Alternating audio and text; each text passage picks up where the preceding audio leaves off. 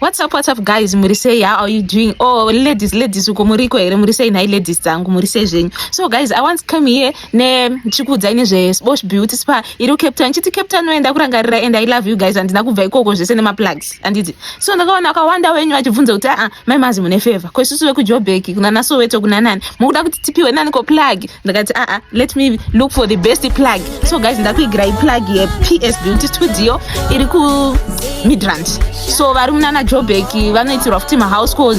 Salon iyi guys inoita nezve musoro, nails, makeup, ndongo tina specialize nezve beauty kubvira kumusoro kusvika kunzwara handitika. So salon iyi guys iri panamba, let me check address very well, iri panamba 1421 Angel Fish Street, Calfontaine, extension 2 ZCC.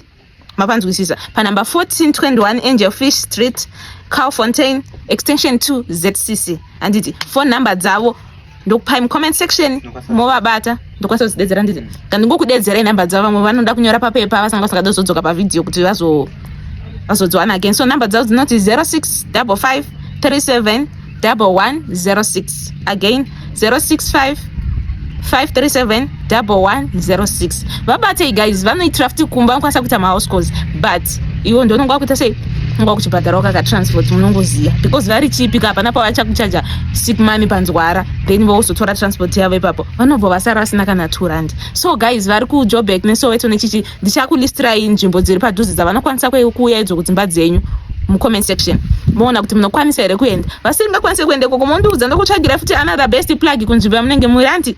Thank you guys, let's go and be beauty. Musatonge mamazi kutongeka chembere kudai kantoita mbuya banda nemutown. No guys, tazviramba izvozvo. Bye.